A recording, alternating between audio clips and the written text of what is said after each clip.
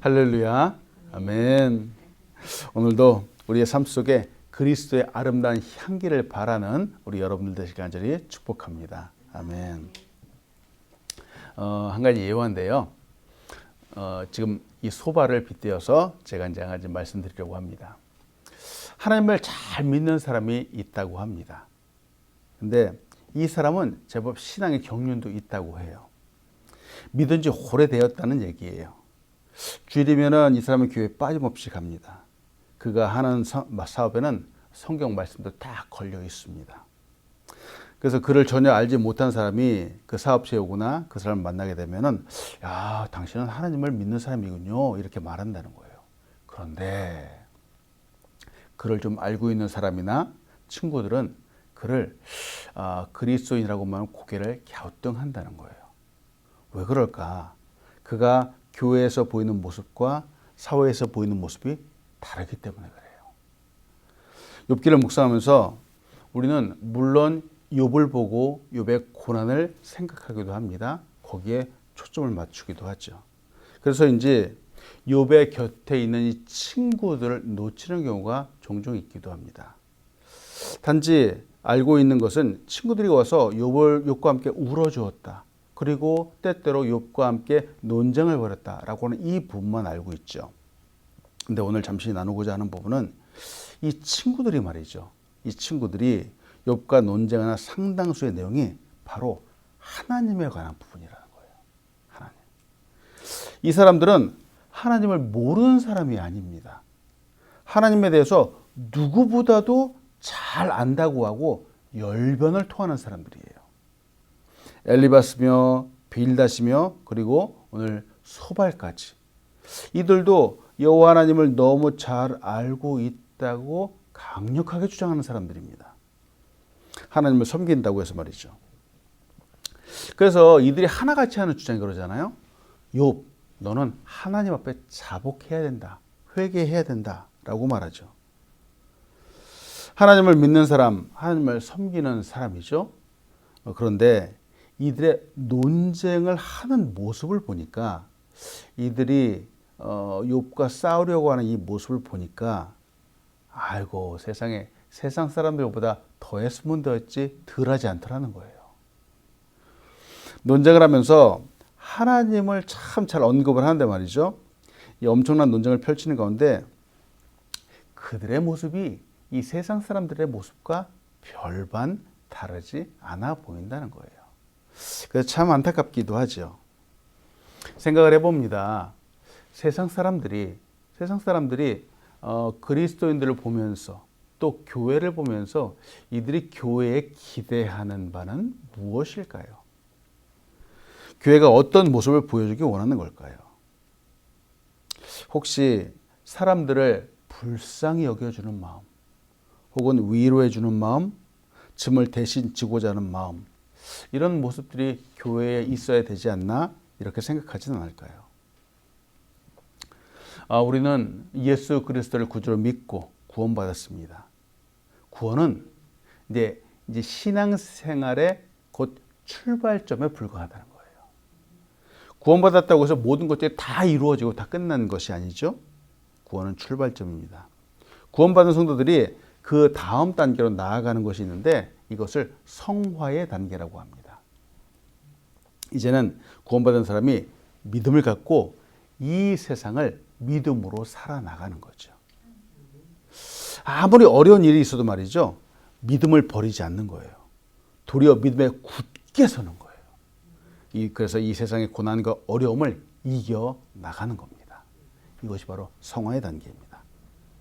근데 이 성화의 단계가 말이죠. 우리의 삶의 전 영역에서 나타나야 됩니다. 무슨 말일까? 교회에서도 이 성화의 단계가 아름답게 나타나는 반면 또 직장에서도 우리의 삶 가운데서도 이 성화의 모습들이 나타나야 됩니다. 우리의 삶, 우리의 성격, 우리의 성품이 성화하려고 하지 않는 경우들이 종종 있기도 하죠. 간혹 사람들은 입으로만 거룩함을 말하기도 한다는데 문제가 있습니다. 바로 욥의 친구들이 그런 모습을 보여준다는 거죠. 이들이 말하는 것들은 말이죠. 지금 소발도 그렇지만 하나님을 안다라고 하는 지식들, 성경에 대한 지식들은 참 너무나도 유창합니다. 마치 박사 수준처럼 말하기도 합니다. 하나님은 모르지 않죠. 그런데 이들의 태도, 이들의 행동이 너무 무례한 겁니다. 어려움을 겪고 있는 친구들에게 긍휼과 자비의 마음이 보이지 않습니다. 저도 솔직히 이 욥기를 묵상하면서 말이죠. 이 친구들의 모습을 보면서 세상에 어떻게 이럴 수가 있지? 하고 인상이 찌푸려지는 경우들이 너무 많은 거예요. 웃을 수가 없습니다. 생각해 봅니다. 오늘날 교회가 아까도 말했지만 세상 사람들이 교회에 기대하는 바가 있고 교회는 정말 하나님의 사랑을 전하는 곳이다 라는 것이 세상에서 알고 있는데 교회가 이런 소발 같은 사람들, 엘리바스와 같은 사람들, 빌닷과 같은 사람들로 인해서 종종 비난의 대상이 될 수도 있다는 사실이에요. 저는 그동안에 목회를 해오면서 사람들을 신방하면서 참 은혜롭고 자비롭고 그런 분들을 많이 만났습니다. 그분들과 함께 있으면 마음이 얼마나 평안하고 즐거운지 모르겠습니다. 그분들과 또 만나고 싶고 함께 있고 싶습니다. 그런데 그런 분들이 있는 반면 또 그렇지 않은 분들도 있더라고요. 믿으면서도 여전히 비난의 화살을 쏘는 분들이 종종 있어요. 저 멀리 한국에서 만났습니다. 그분들과 함께 있으면 마음이 참 불편하기도 해요. 한편으로는 물론 그분들이 살고 있는 삶이나 상황들이 이해되기도 하지만 참 함께 있는 동안에 힘들었던 그런 경험들도 있습니다. 성화. 그리스도인의 삶은 사실은 우리 일상 가운데 나타나야 되는 거죠. 성화라고 하면서 보세요. 교회에서는 참 기도하는 모습들, 찬송하는 모습들 보면서 참 아름답다, 멋있다라고 하는데 사회에 나가서도 그런 모습들이 지속적으로 보여줘야 된다는 거죠. 성화는 예배당이나 교회에서만 나타나는 것이 아니라 사실은 우리의 일상 가운데 나타나야지 진짜 성화입니다. 케이스 페린이라는 분이 이렇게 얘기를 했어요. 하나님의 말씀과 일치하는 삶이 수반되지 않으면 참된 헌신이 될 수 없다. 이렇게 말하는 거예요. 사랑하는 여러분, 오늘도 그리스도의 빛을 바라는 우리가 되길 간절히 소원합니다. 아멘. 오늘 욥기서 11장 12절로 14절은 이렇게 말하고 있습니다. 허망한 사람은 지각이 없나니 그의 출생함이 들나귀 새끼 같으니라. 만일 내가 마음을 바로 정하고 주를 향하여 손을 들 때에 내 손에 죄악이 있거든 멀리 버리라. 불의가 내 장막에 있지 못하게 하라. 이 소발은 욥을 향하여 비난하죠. 12절에 허망한 사람마다 지각이 없다라고 말하죠. 이 말은 회개를 촉구하는 말이죠. 너는 허망이 없는 사람이야. 너는 지각이 없는 사람과 같아. 그러니까 너는 빨리 회개해야 돼 라고 재차 강조하는 겁니다. 또 13절에서 연이어서 말하잖아요. 마음을 정하고 손을 든다 라고 하고 표현을 하죠. 근데 이 표현은 마음을 정하고 손을 들라, 즉 죄에서 돌이키라, 하나님께 도움을 요청하라 라고 하는 그런 표현이죠. 왜 우리가 기도할 때 또 손을 들고 이렇게 기도하잖아요. 이 말은 하나님, 저는 하나님 앞에 항복합니다. 하나님 도와주세요 라고 하는 그런 표현이죠. 마찬가지입니다. 손을 들라 라고 하는 표현은 하나님 도와주세요 라고 이렇게 손을 들라 라고 하는 그런 표현이죠. 또 14절에서 계속 얘기하죠. 너의 손에 죄악이 있다 라고 말합니다. 왜 이런 표현을 소발이 했을까? 욥이 고난당하는 저에는 이 당대의 최고의 부자였죠. 재벌이었는데 이 소발은 욥이 이 부유함을 무엇으로 보고 있느냐? 사회적인 약자를 갈취하고 억압해서 그들의 재산을 끌어모았다. 이렇게 보고 있는 겁니다. 자, 아니 친구를 갖다 이렇게 오해할 수 있을까요? 소발은 이 욥이 모은 재산들이 정당한 방법으로 모은 것이 아니기 때문에 바로 이 손에 너의 죄악이 있다라고 이렇게 단호하게 얘기를 하는 겁니다. 소발은 욥이 재산을 잃고 또 자녀들이 죽은 것이 바로 이 죄악 때문이다라고 주장을 하고 있습니다. 또 죄를 범하지 않고 회개하지 않기 때문이라고 말하죠. 금방도 말씀드렸지만 참 이상합니다. 이상합니다. 저는 이렇게 악한 생각만 할 수 있다는 것에 놀라는 거예요. 놀라는 거예요. 이렇게 악한 생각만으로 사람을 보는 것이 정말 힘들지 않을까요? 어쩌면 이 모든 것을 다 그런 쪽으로 말이죠. 악한 쪽으로 연결해서 볼 수 있을까? 이상한 겁니다. 그의 생각이 정말 부정적이고요. 늘 죄악적이어서 그러지 않을까 하고 생각해 보는 거예요. 그런데 성경은 이런 사람이 있다라고 지적을 합니다. 잠언 23장 7절은 이렇게 말하죠. 대저 그 마음의 생각이 어떠하면 그 위인도 그러한즉 그가 내게 먹고 마시려 할지라도 그의 마음은 너와 함께하지 아니함이라. 그 생각이 그러면 그 사람도 그렇다는 거예요. 악한 생각을 하는 사람은 정말 악한 사람일 수 있다는 거예요. 선한 생각을 하는 사람은 선한 사람이라는 거예요. 성경은 바로 그 부분을 이야기를 하고 있습니다. 소발이 하는 말, 소발이 하는 생각을 보니까 소발이 그런 사람일 수 있다는 거예요. 여러분, 기독교의 본질은 변화에 있습니다. 변화. 이게 무슨 뜻이냐? 과거 죄인에서 구원받고 이제 의인이 되었다는 거예요. 놀라운 변화죠. 변화죠. 하나님의 자녀가 되었습니다. 이는 기적과 같은 겁니다. 근데 이 변화는 어디에서부터 출발할까요? 그 출발점이 우리의 생각입니다. 우리의 마음에서 출발합니다. 믿음에서 출발합니다. 행위에서 출발하지 않습니다. 우리가 마음으로 믿어서 이 마음에서부터 출발해서 이것이 바로 우리의 삶 가운데 나타나는 거예요. 때문에 이 변화는 출발점은 바로 생각, 그 마음에 있다는 거예요. 이제는 하나님의 자녀인데 여전히 과거 죄인의 모습으로 살아가는 사람들이 종종 있기도 합니다. 지금 소발처럼 안 돼! 회개해! 잘못됐어! 라고 이렇게 말은 강력하게 하지만 정작 자기 자신의 삶은 그렇지 않은 경우들이 너무 많은 거죠. 과거에 잠깐 봤던 영화가 하나 생각이 납니다. 혹시 여러분 보셨는지요? 진주만이라고 하는 2차 세계대전 전쟁 영화입니다. 근데 전쟁 중에 비행기가 급하게 이륙을 해야 되는 거예요. 이륙을 해야 되는데 이 비행기가 있는 활주로가 공격을 받아서 실제로 이륙하는 그 거리보다 엄청 짧아진 겁니다. 그동안에 이제 비행기 조종사들이 이 너무 거리가 짧습니다. 도저히 여기서는 비행기를 띄울 수 없습니다. 라고 막 우왕좌왕 하는 거예요. 근데 어느 한 사람이 딱 나가더니만 그 짧은 거리임에도 불구하고 비행기를 딱 띄운 거예요.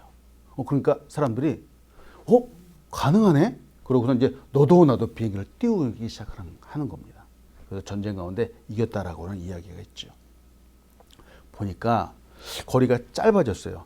이 짧은 거리가 문제가 아니라 난 할 수 없어라는 이 생각이 문제인 거예요. 생각이 문제인 거예요. 그래서 보세요. 아무리 어렵고 힘든 상황이라도 생각을 할 수 있다라고 하면은 가능할 수 있다라고 하는 겁니다. 그래서 여러분 오늘도 우리의 생각을 승리, 정말 아름답고 건전한 것에 초점 맞추는 여러분들에게 간절히 축복합니다.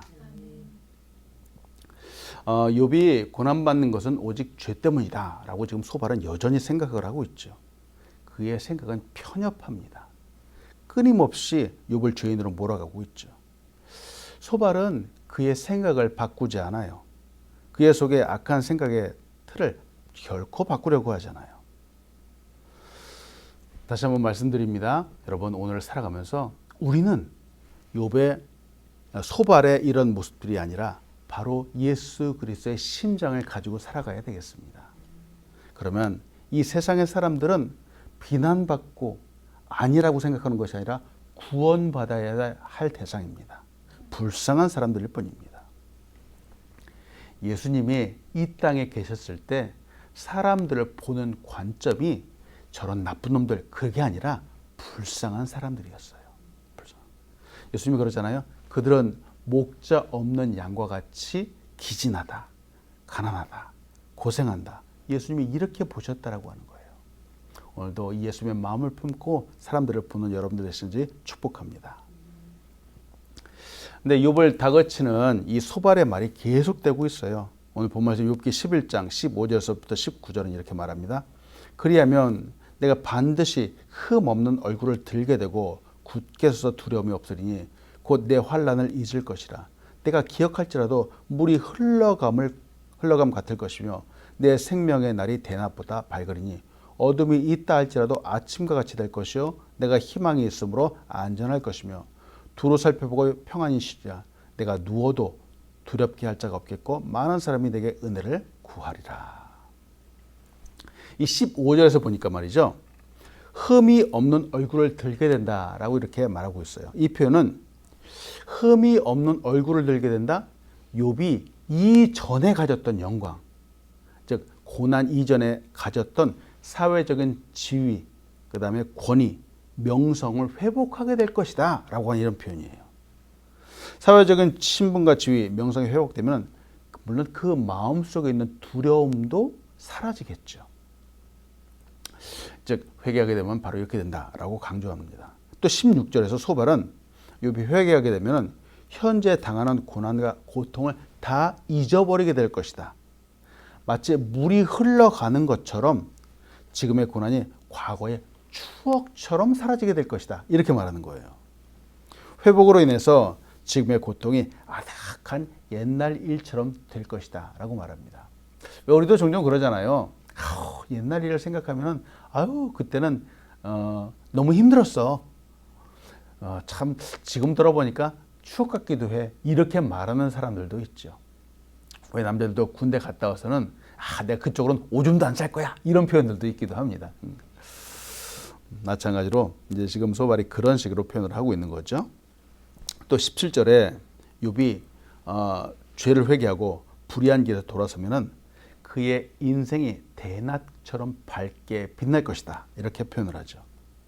현재 고난받는 욥의 인생은 물론 암울하죠. 지금은 어둡죠.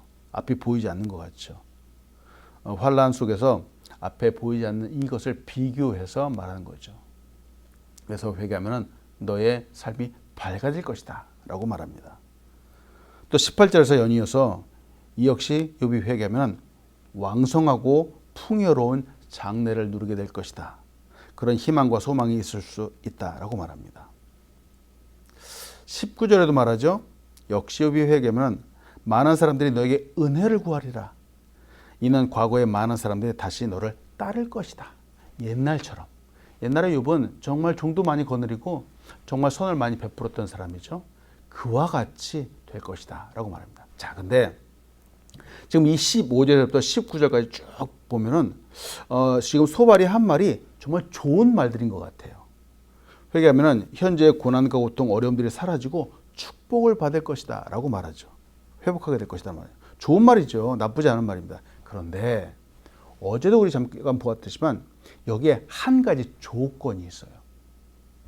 모든 것들이 회복되고 온전히 다시 리커버리 되는데 이것을 찾기 위해서는 한 가지, 바로 네가 죄인이라는 것을 인정하고 그리고 너의 죄를 회복하고 자복하고 하나님 앞으로 나아가야 된다라고 하는 그 조건이 하나가 붙는 거예요. 아니 물론 정말 죄를 많이 범한 사람이라면 이것이 타당하죠. 이해가 되겠죠. 지금 이 소발의 말을 보면서 과연 소발이 말하는 이 논쟁, 이 말이 욥에게 정말 도움이 되는 말일까? 한번 생각해 보는 겁니다. 소발의 이 억지를 보면서 마치 하지도 않은 일을 했다고 거짓 자백을 하라고 하는 것이 아닐까라는 생각이 들기도 하는 거예요. 생각해 보죠. 소발의 이 변론, 이 논쟁은 사실 오늘날 우리의 삶 가운데도 늘 나타나는 그런 상황이기도 합니다. 왜 영화나 드라마 보잖아요. 법정이나 혹은 그런 데에서 자주 등장하는 소재가 바로 이와 비슷하다는 거예요. 영화의 주인공이 딱 등장을 하는데 고민하고 타협하고 자기가 하지 않은 일을 했다라고 자백을 하게 되죠. 그래서 벌을 대신 받기도 하는 그런 주인공들을 보게 되기도 합니다. 한 가지 예를 듭니다. 미국에서 있었던 일인데요. 데이빗 목사님이 참 목회를 하기 위해서 사역자를 찾다가 어느 시골에 이제 작은 마을에 가서 이제 목회를 시작을 했습니다. 참 열심히 했습니다. 열심히 하다 보니까 교회도 커지고 그분의 사역도 넓어졌습니다. 이제 사역이 잘 되다 보니까 좋은 일만 있을 수는 없는 것 같아요. 어느 한 분이 이제 이 데이빗 목사님을 공격하기 시작을 한 겁니다. 있지도 않은 일을 만들어서 꾸며대고 심지어 거짓 기사를 신문에 내겠다라고 말하고요. 전단지를 만들어서 이제 각각 성도들의 집에 보내겠다라고 위협을 하기도 했습니다. 이해를 할 수 없는 겁니다. 근데 데이빗 목사님과 사모님은 이 문제를 놓고선 그 사람과 싸우지 않았습니다. 기도하기 시작을 했습니다. 거짓이지만 근데 한 가지 문제는 이 이야기가 신문에 실리고 전단지가 사람들의 집에 배달이 되면은 사람들이 보고선 그들의 마음이 움직이고 흔들리게 될 건 당연하기 때문이죠. 근데 이 욥의 이야기, 이 데이빗 목사님의 이야기가 성경에 보니까 또 다른 분도 똑같이 비슷한 상황을 겪었더라고요. 바로 다윗입니다. 다윗입니다. 지금 성경에서 다윗도 이와 같은 경험을 했는데요. 바로 중상모략을 당하기도 했죠. 그래서 다윗은 기도합니다. 시편 56편 5절은 이렇게 말하죠. 그들이 종일 내 말을 곡해하며 나를 치는 그들의 모든 생각은 사악이라 이렇게 말하기도 합니다. 근데 우리가 기억해야 할 것은 자, 이런 어려움들이 오고 이런 중상모략이 오고 이런 공격이 오는데 이게 우리가 물론 기도하죠. 네, 한 번의 기도로 사라지지 않을 수 있다라고 하는 거예요. 사단의 공격은 우리가 넘어질 때까지 또 거듭되고 또 거듭되고 계속될 수 있다는 사실을 우리는 알고 있어야 되겠습니다. 그래서 우리는 흔들리면 안 되겠습니다. 욥의 세 친구가 지속적으로 욥을 공격하잖아요. 다윗도 계속되는 공격 앞에서 다윗은 지속적으로 기도했습니다. 하나님만을 의지했죠.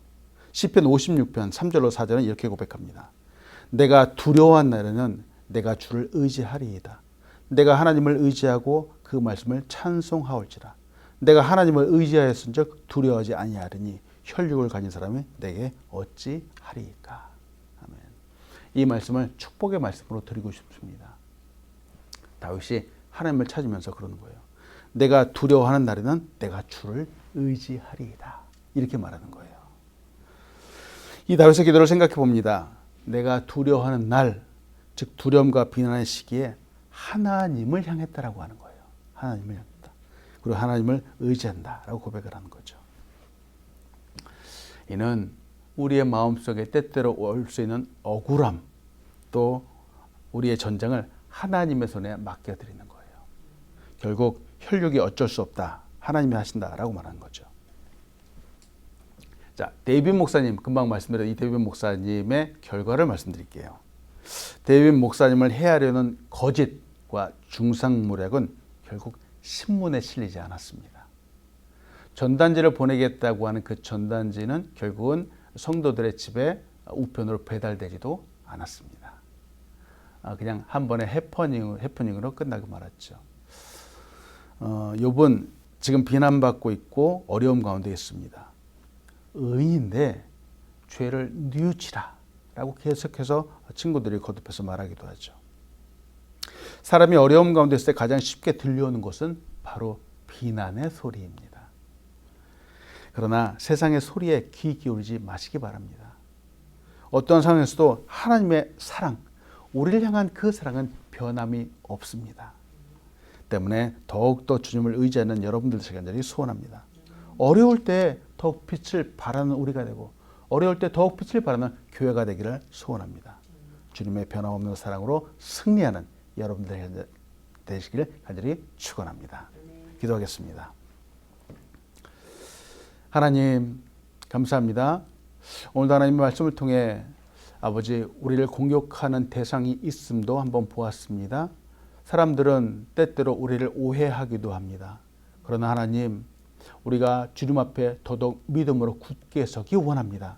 하나님 우리에게 흔들리지 않는 믿음을 주시고 어려울 때마다 더더욱 눈을 들어 하나님을 바라보게 인도하여 주시옵소서. 하나님 삶의 모든 순간순간마다 성화를 나타내며 정말 그리스도의 사랑을 나타내며 이 세상에 아름다운 빛을 발하는 우리 귀한 사람들 될 수 있도록 축복하여 주시옵소서. 이 땅 가운데 아름 교회를 세우셨습니다. 아버지 우리 교회 건강한 교회, 아름다운 교회, 정말 빛을 발하며 하나님의 이름을 높이는 교회가 될 수 있도록 축복하여 주시옵소서. 오늘 우리 가정을 위해서 기도합니다. 하늘의 문을 활짝 열어 주시옵소서. 우리의 가정마다 하나님의 놀라운 은혜와 축복들로 가득하게 인도하여 주시고 우리의 가정이 정말 눈을 들어 하나님만을 바라보는 믿음의 가정들이 되게 인도하여 주시옵소서. 우리의 기도와 마음에 손하는 것들 다 들어 응답하여 주시옵소서.